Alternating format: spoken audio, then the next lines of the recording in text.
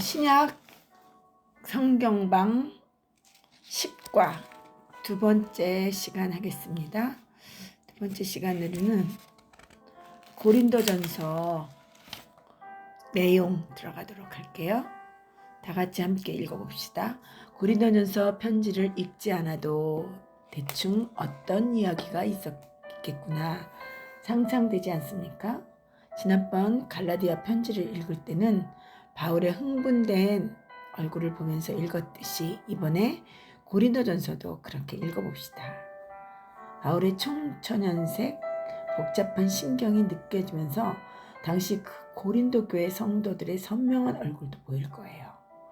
브리스길라와 아굴라의 추천을 받아 꿈에 부푼 아볼로가 고린도 교회를 목회하러 갔다가 꿈을 이루지 못한 채 그만 되돌아왔잖아요. 스데반처럼 예수 진리를 논리적으로 잘 전했던 신학자인데 고린도 교회에서는 먹히지 않았습니다. 너무 끼리끼리 나누어 싸우는 밭에는 말씀의 씨앗이 뿌려져도 자라지 못하는 겁니다. 근로의 집에 모이는 교인들이 그 고린도 교회가 파벌 싸움을 한다는 정보를 주는 바람에 바울이 이미 분쟁에 대해서 알고 있었습니다. 오죽하면 견디다 못해 포기하고 아볼로는 에베소로 돌아왔겠습니까? 자, 이런 고린도 교회에게 보내는 편지 살펴볼까요? 우선 1장부터 4장까지만 샘플로 한번 공부해 보겠습니다. 현장성을 갖고 편지 읽어보기입니다.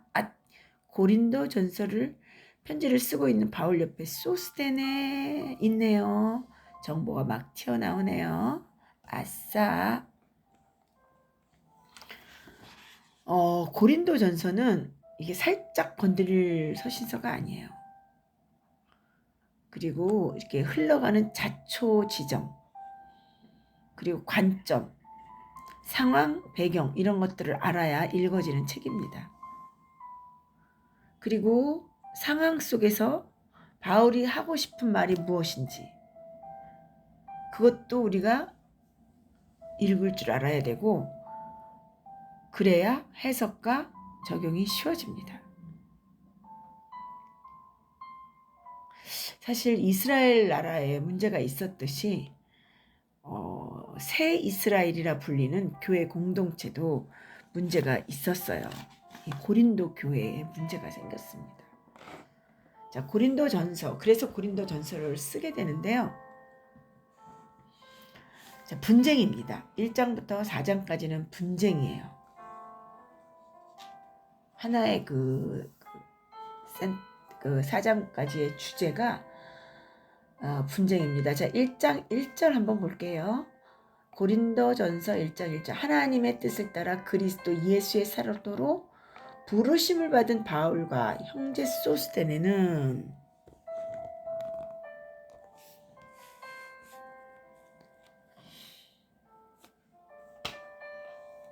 고린도전서 정보로 이제 우리가 주제와 뭐 시기, 저자 이런 걸 공부하지 않고 이 신약 성경방에서는 분위기와 상황을 볼 거예요. 아까 가진 정보를 봤더니 바울이 분쟁에 가는 소식을 들었잖아요.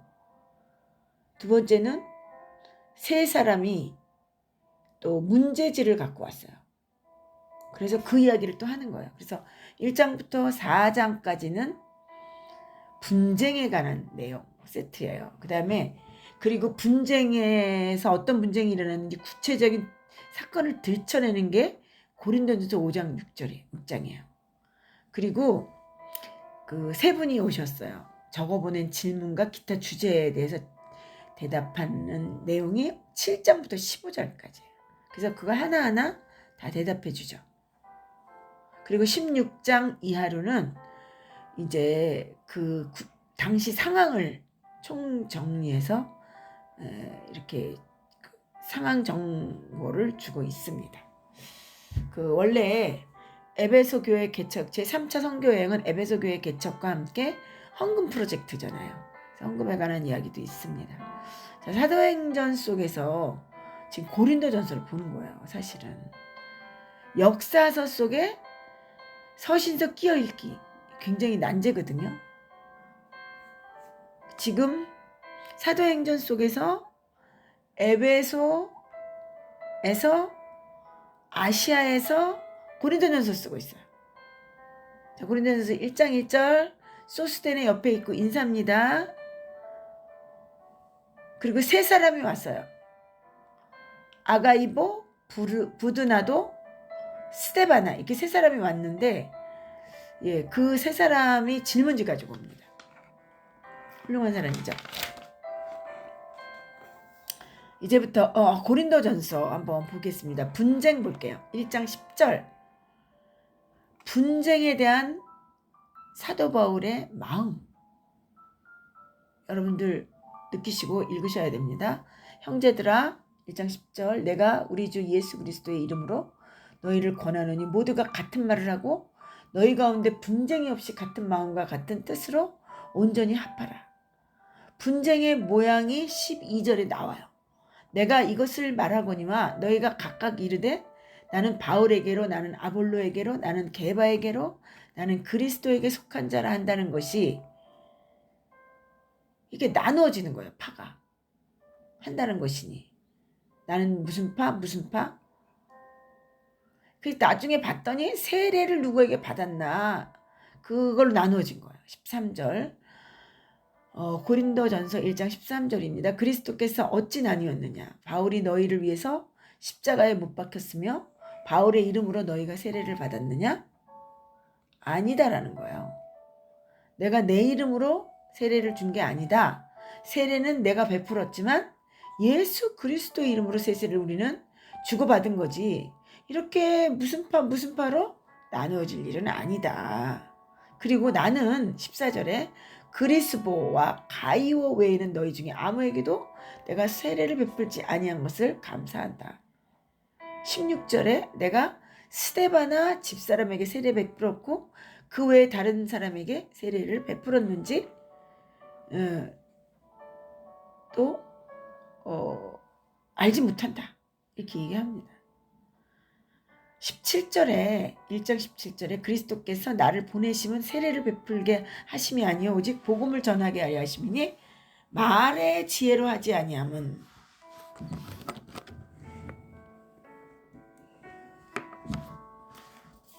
그리스도의 십자가가 헛되지 않게 하게 하렴이라.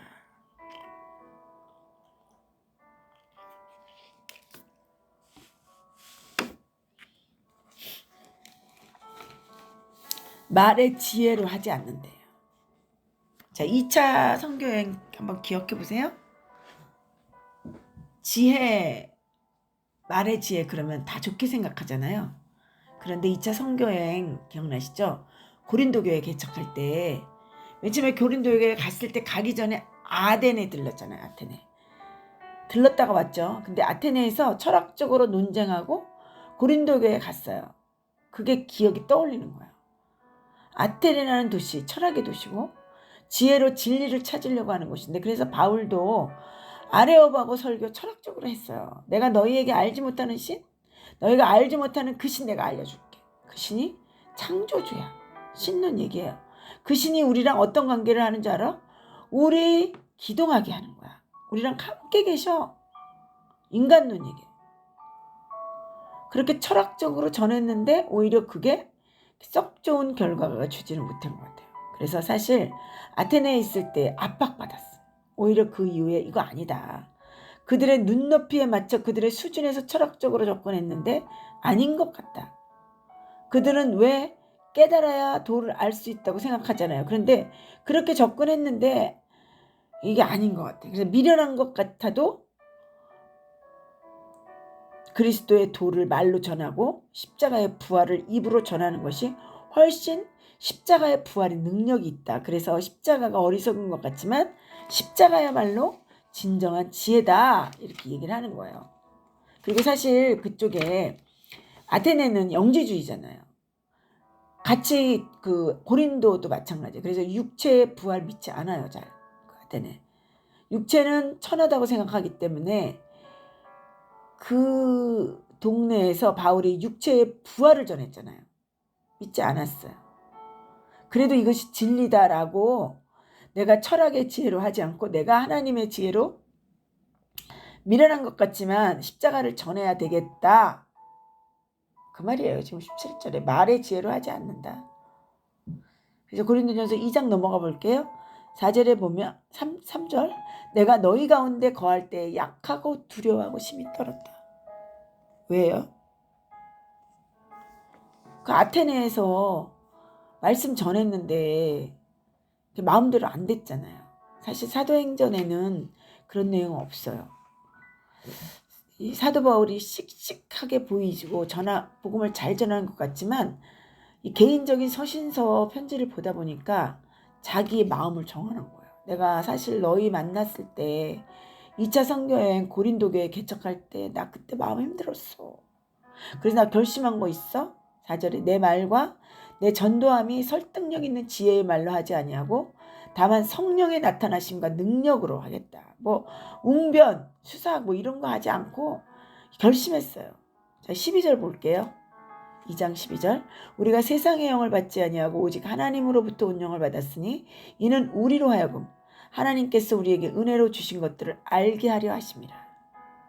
13절 우리가 이것을 말하거니와 사람의 지혜가 가르친 말로 아니하고 오직 성령께서 가르치신 것으로 하니 영적인 일은 영적인 것을 분별하느니라.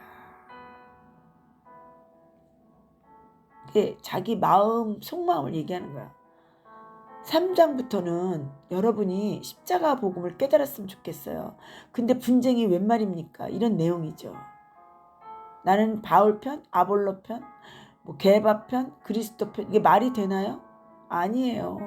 고린도전서 3장 6절입니다. 나는 심었고 아볼로는 물을 주었을 때 오직 하나님께서 자라나게 하시나니. 하나님 안에서 우리가 하나지. 나는 심은 사람이 좋아? 나는 물 준 사람이 좋아?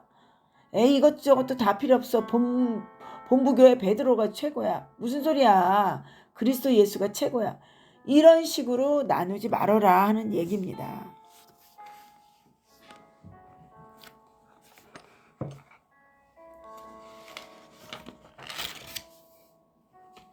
자, 고린도전서 4장 1절 볼게요.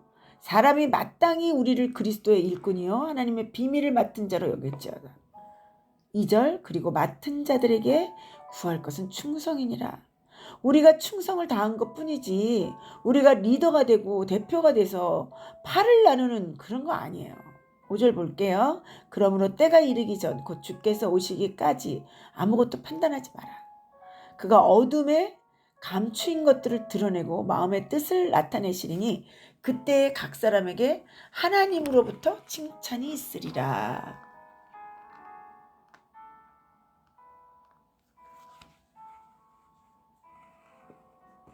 이렇게 하는 거야. 판단하지 마라. 나는 베드로가 좋아? 아니야, 바울이 좋아.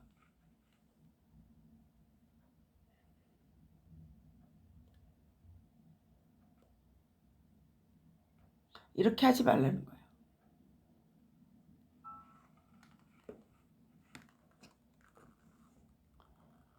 심은 사람이 좋지 물 준 사람이 더 좋아? 뭐 심은 사람이 안 좋아? 물 준 사람이 안 좋아? 이런 얘기 하지 마지. 이런 칭찬하지 말고 이런 생각하지 말고 이렇게 판단하지 말고 그 사람들 리더자들에게도 받을 상이 있다. 그게 다 충성한 사람들이라. 10절 볼게요. 그리스도 안에서 한번 10절 내려가서 볼게요. 우리는 그리스도 때문에 어리석으나 너희는 그리스도 안에서 지혜롭고 우리는 약하나 너희는 강하고 너희는 존귀하나 우리는 비천하고 판단하는 너희들을 얘기하는 거예요. 우리들은 늘 어리석고 당신들은 강하고 우리는 약하고 당신들은 강하고 당신들은 존귀하고 우리는 비천해요. 약간 좀 알아들으라고 하는 소리 같아요. 11절 바로 이 시각까지 우리가 줄이고 목마르며 얼벗고 매맞으며 정처가 없고 또 수고하여 친히 손으로 일을 하며 모욕을 당한 즉 축복하고 박해를 받은 즉 참고 우리는 모욕을 당해도 어떻게 하는 거예요? 상대방을 축복해야 된다는 거예요. 사역이라 그렇습니다. 리더가 약자예요. 지금 바울이 약자예요. 사역은 그래서 우리가 수고를 다하지만 욕을 먹어도 참아야 되고 13절 비방을 받은 즉 권면하니 우리가 지금까지 세상의 더러운 것과 만물의 찌꺼기 같이 되었다. 아유 괜찮아요. 또 저희가 조심할게요. 근신할게요. 대꾸도 못하는 거예요. 그래서 바울의 속마음을 얘기하는 겁니다. 자, 고린도전서 4장 14절에 내가 너희를 부끄럽게 하려고 이걸 쓰는 건 아니야. 오직 너희를 내 사랑하는 자녀같이 권하려 하는 것이라. 그래서 여기서는 뭐냐면 나는 이렇게 살 수밖에 없다. 당신들은 강하고 잘났어요. 나는 늘 부족하고 약하네요. 이게 사실 목사님은 잘못이 없어도 성도들의 비율을 맞춰야 되고 뭐 이런 느낌 같은 것 같아요. 세상적으로 보면 구경거리가 되고 당신들은 강해요. 우리는 약해요. 약간 이런 느낌을. 근데 이제 약간 또 말머리를 돌립니다. 14절에 오직 자녀같이 권면하며 함이라. 이렇게 이제 오해하지 말라고. 15절에 그리스도 안에서 일만승이 있으되 아버지는 많지 않다. 그리스도 예수 안에서 내가 복음으로써 너희를 낳았어. 그러므로 내가 너희에게 권하노니 너희는 나를 본받는 자라 하더라. 아비인 나를 본받으면 좋겠습니다. 아볼로권으로 시작된 분장 이야기를 마치는 단계예요. 17절에 이로 말미암아 내가 주 안에서 내 사랑하고 신실한 아들 디모데를 너희에게 보내었으니 그가 너희로 하여금 그리스도 예수 안에서 너희 행사 곧 내가 각처 교회에서 가르치는 것을 생각나게 하리라. 그러니까 디모데 어떻게 하라는 거예요? 잘 돌봐주라는 거죠. 자, 어떤 이들은 18절 내가 너희에게 나아가지 아니하는 것 같이 스스로 교만하여졌으나 19절 주께서 허락하시면 내가 너희에게 속히 나아가서 고만한 자리의 말이 아니라 오직 그 능력을 알아보겠으니 하나님의 나라는 말에 있지 아니하고 오직 능력이 있다. 자, 20절에 아주 센 말이 나가죠. 21절에 너희가 무엇을 원하느냐? 내가 매를 가지고 너희에게 나아가랴? 사랑과 온유한 마음으로 나아가랴? 당신네들 내가 디모데 보냈는데 디모데 나라고 생각하고 잘 대해주세요. 교만하면 안 됩니다. 이런 뜻이죠. 그래서 고린도전서 1장부터 4장까지는 한 덩어리인데요. 주제는 분쟁이에요. 분쟁하지 마세요.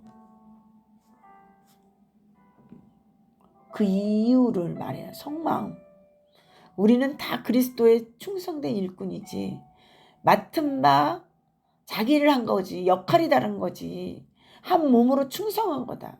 받은 사역은 하나님이 판단하시지 우리가 다 판단하지 말라. 누가 크고 누가 중요하고 그래서 나는 중요한 사람 편에 서야지. 이렇게 판단하는 것은 아니다라고 얘기하는 거예요. 그죠? 그래서 에베소에서 분쟁 소식을 듣고 쓴 편지입니다. 근데 이제 실제적인 구체적인 사건이 나와요. 이렇게 분쟁하지 말아라 이렇게 얘기하고 구체적인 사건이 있습니다.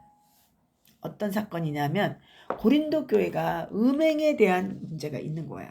그게 5장 6장이에요.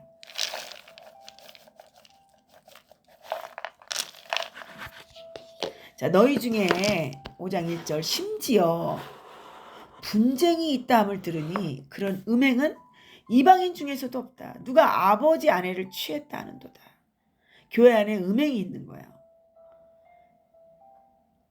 그러니까 지금도 음행이 많지만 예전에도 그랬어요. 바울은 더 큰 문제는 뭐냐. 음행도 문제지만 2절 그러하고도 너희가 오히려 교만하여져서 어찌하여 통한이 여기지 아니하고 그 일 행한 자를 너희 중에서 쫓아내지 아니하느냐. 교회 안에 음행이 생겼는데 어느 누구도 심각하게 생각하지 않는 거예요. 그래서 어떻게 했느냐면 그냥 쫓아내지 않는 거예요. 진짜 문제는 영적으로 보는 리더가 없는 거예요. 문제가 생겼을 때 판단해서 더 이상 퍼지지 않도록 수습할 수 있는 영적인 리더자가 있어야 하는데 목회자건 평신도건 영향력이 있는 사람이 없는 거예요. 그런 영적인 리더자는 소문에 휘말리지 않고 이 고린도 교회에 잘 다스릴 수 있어야 되는데 그런 리더가 없다. 리더자가 없어서 나타나는 현상이 뭐냐면 이걸 가지고 세상 법정으로 가는 거예요. 6장 제목이 뭐냐면 세상 법정에 송사하지 마라. 이게 바울에게 자존심 상하는 문제가 된 거예요. 세상에 법이 있고 그 위에 하나님의 법이 있는데 지금 고린도 교회는 어떻게 하고 있는 거예요? 하나님 나라의 법을 무시하고 오히려 세상 법에 가지고 나가서 성도들이 그 세상 법정에 가서 해결하려고 하는 그런 마음. 바울이 참을 수가 없는 거야. 굉장히 심각하게 본 거야. 세상의 문제, 음행 문제 있다 해도 해결하는 방법이 또한 문제가. 음행도 문제가 말이 안 되는데 거기에 더 나아가서 이거는 해결할 리더가 없고 그러다 보니 세상법으로 간 거죠. 그래서 굉장히 바울이 화가 났어요. 6장 2절 볼게요. 성도가 세상을 판단하는 것은 너희가 알지 못하느냐? 세상도 너희에게 판단을 받겠거든. 지극히 작은 일 판단하기를 감당하지 못하겠느냐? 그런즉 4절 너희가 세상 사건이 있을 때 교회에서 경히 여김을 받는 자들을 세우느냐? 불의한 자 9절 불의한 자가 하나님의 나라를 유업으로 받지 못할 줄을 알지 못하느냐? 미혹을 받지 말라. 음행하는 자나 우상숭배하는 자나 간음하는 자나 탐색하는 자나 남색하는 자나 하나님의 유업을 포기하는 것.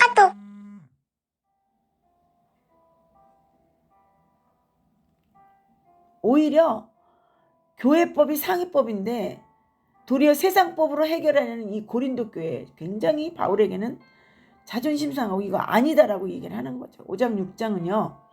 음행 사건에 연루된 소송 사건이에요. 리더들이 옳은 것을 그른 것을 이야기해 주지 못하는 상황이죠. 그게 고린도 교회의 문제인 거예요.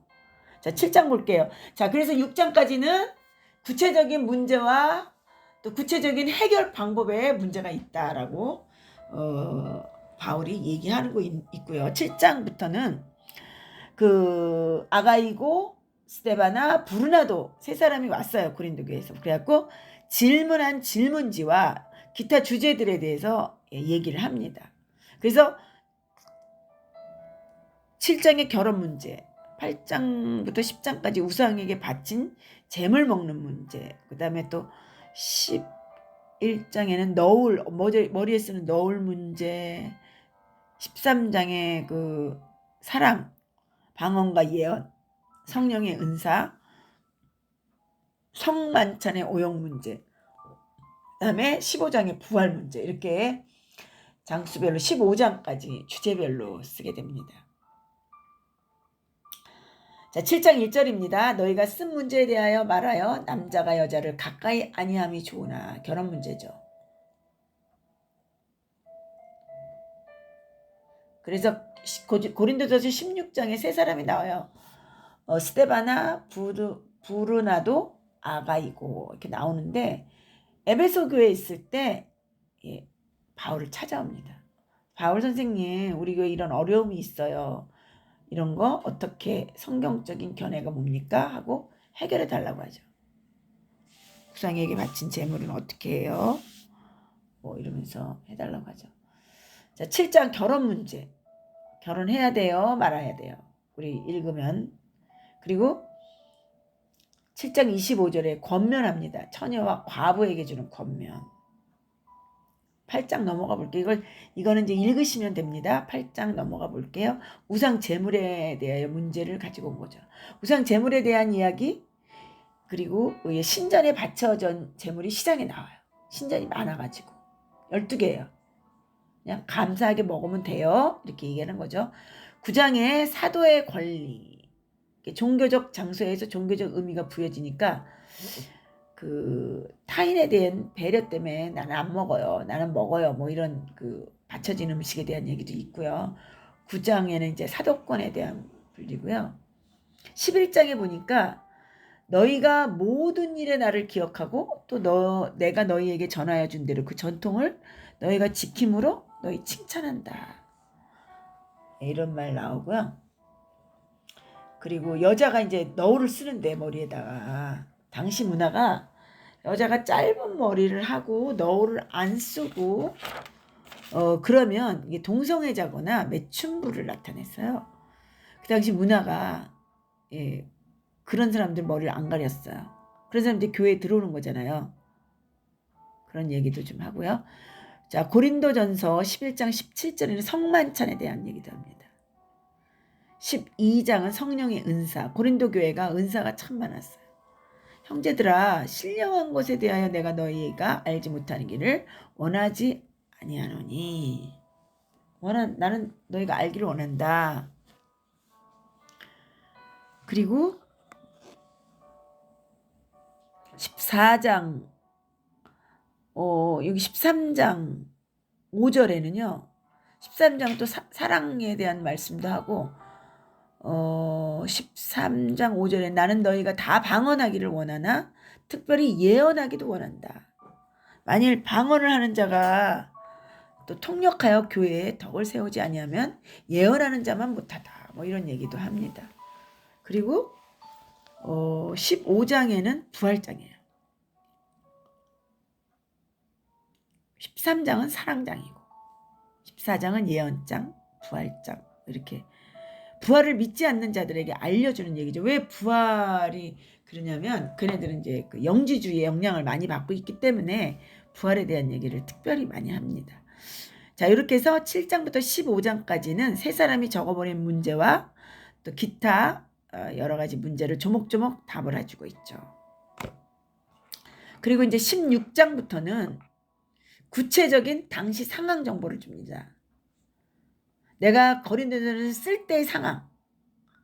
사도행전에 나와 있어요. 에베소 교회 정보 이렇게 짤막하게 나와 있습니다. 근데 이제 지금 고린도전서를 내용을 보는 시간이니까 고린도전서 16장 1절 성도를 위하여 연보에 가 있는 내가 갈라디아 교회에게 명한 것 같이 너희도 그렇게 하라. 여행 계획에 헌금과 관련되어 있구나. 그리고 5절 내가 마게도냐를 지날 터이니 마게도냐를 지난 후에 너희에게 가서 8절 내가 오순절까지 이제 가겠다. 그리고 이제 그 8절에는 또 내가 오순절까지 에베소에 머물러 있겠다.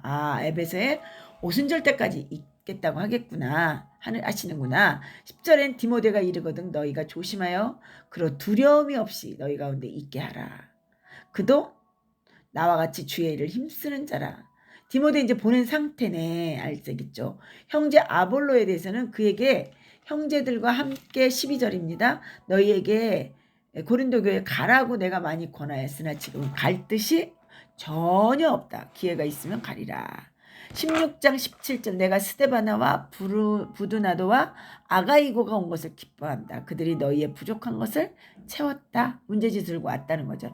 짤막짤막한 정보가 16장에 아주 많이 나와 있어요. 구체적인 정보죠. 그래서 16장 요 정도로 고린도전 16장까지 우리 고린도전서 정리할게요.